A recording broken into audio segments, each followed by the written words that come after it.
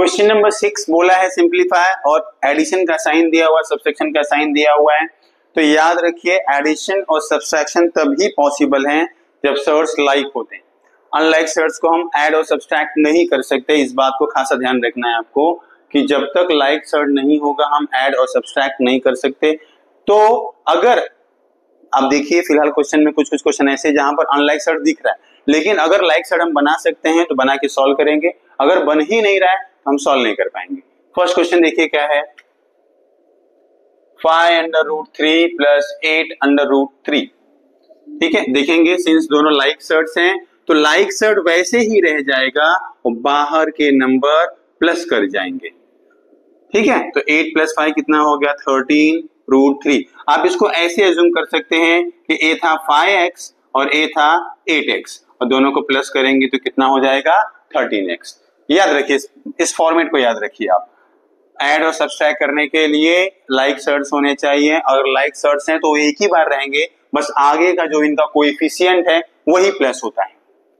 Second question देखिए 9√5 minus 4√5 plus √125।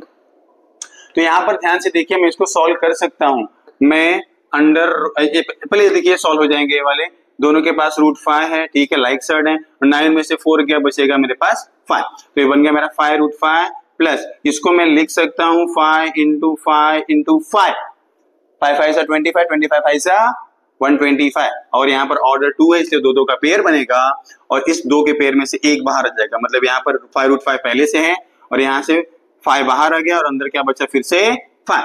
अब देखेंगे फिर से दोनों लाइक सर्ट हो गए तो √5 बाहर ही रह जाएगा, 5 प्लस 5 कितना हो गया मेरे पास 10, तो सिंप्लीफाई होकर क्या हो गया 10√5 हो गया। क्वेश्चन नंबर 3 देखिए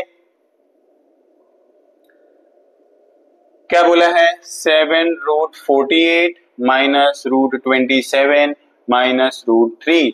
48 का फैक्टर निकालूं अगर मैं तो मैं लिख सकता हूं 2 2 जा 4 2 4 जा 8 फिर 2 ये हो जाएगा 12 2 6 2 3 और यहां पर हो गया, तो इसको लिख सकता हूं 7 1 2 3 4 इंटू 3 माइनस 27 को लिख सकता हूं मैं 3 इंटू 3 इंटू 3 और ये हो गया मेरा बस √3।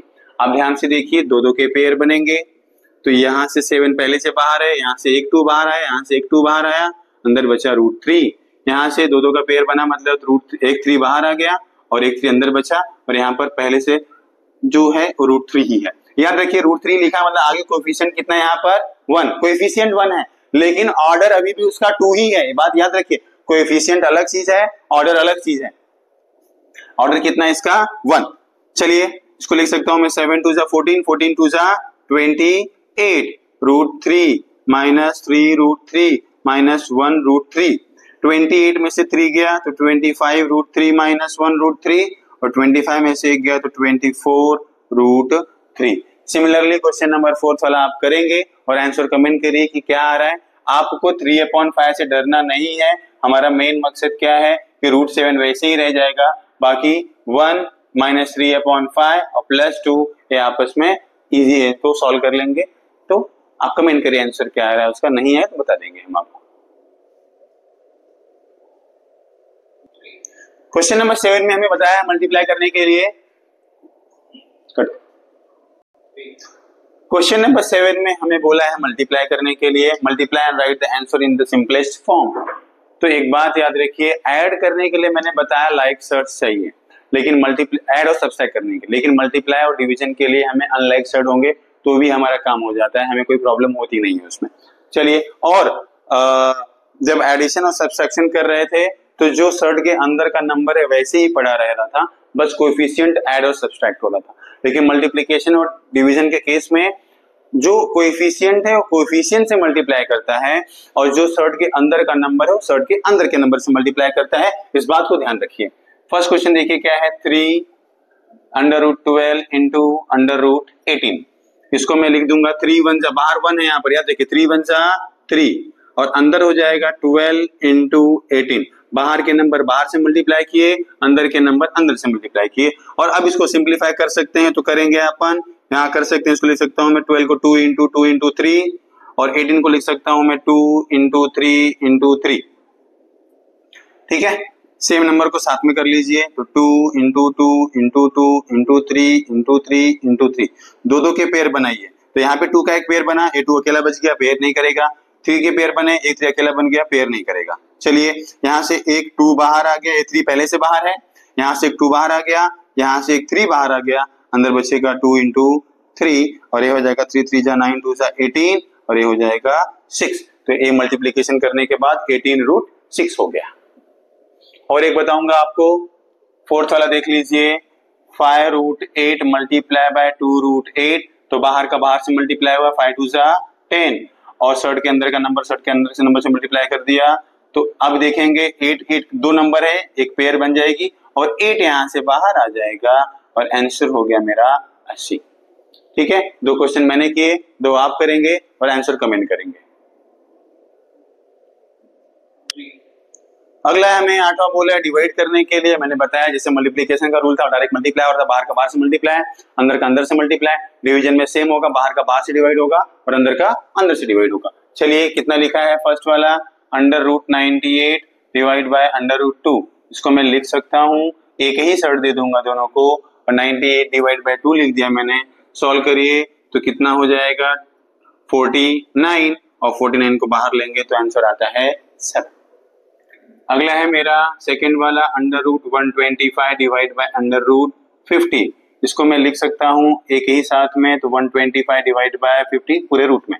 125 को लिख सकता हूँ मैं 5 इंटू 5 और 50 को लिख सकता हूँ मैं 2 इंटू 5।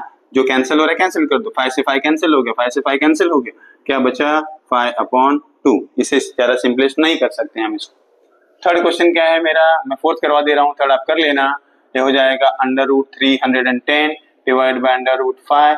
टोटल देखूंगा तो 310 डिवाइड बाय 5 हो गया। 310 को 5 से डिवाइड कर लीजिए तो हो जाएगा 5 6 जा 30, 1 बचा, 10 हो गया, 5 2 जा 10, 62 हो गया। 62 के फैक्टर निकाले हम तो क्या हो जाएगा, या देखिए आपको सिंपलेस्ट फॉर्म तक लेकर जाना है तो 62 और सिंपलेस्ट फॉर्म में जा सकते हैं। 2 हो गया, 2 3 जा 6 और 2 1 जा 2, 31। देखिए कुछ फैक्टर नहीं बन रहा है, 2 और 31 ही आया, पेयर नहीं कर पाएंगे हम लोग, तो आप रूट 62 रहने देंगे तो भी कोई फर्क पड़ने वाला नहीं है। 3 क्वेश्चन मैंने कराया, एक आप करिए, आंसर कमेंट करिए। लास्ट क्वेश्चन हमारा 9th वाला बोल रहा है रेशनलाइजेशन करने के लिए। रेशनलाइजेशन का मतलब क्या होता है, ध्यान रखिए, यहाँ पर रेशनलाइज डिनोमिनेटर लिखा है। मतलब क्या है कि हमें डिनोमिनेटर में रूट वाली वैल्यू नहीं चाहिए, डिनोमिनेटर में रूट वाली वैल्यू नहीं चाहिए। रूट वाली वैल्यू हटाने के लिए हम क्या करते हैं, रेशनलाइज। रेशनलाइज कैसे होता है, ध्यान से देखिए, 3 रूट 5 है तो जो भी डिनोमिनेटर है उसी से हम मल्टीप्लाई और सेम नंबर से हम डिवाइड कर देंगे, बस इतना इजी है, याद रखिए। तो ऊपर का नंबर क्या बन गया, वो बन गया 3 रूट 5 और नीचे का नंबर क्या हो गया, मुझे पता है मल्टीप्लाई होगा तो 25 हो जाएगा, 5 5 25 और ये हो जाएगा 3 रूट 5। 25 का स्क्वायर रूट कितना होता है, 5। ठीक है, अगला देखिए, जो भी याद रखिए, जब भी सेम शर्ट का मल्टीप्लाई होता है तो जो अंदर का नंबर है बाहर आ जाता है। देखिए यहाँ पर भी रूट 5, यहाँ पर भी रूट 5, जब इनका मल्टीप्लाई हुआ तो 5 बाहर आ गया।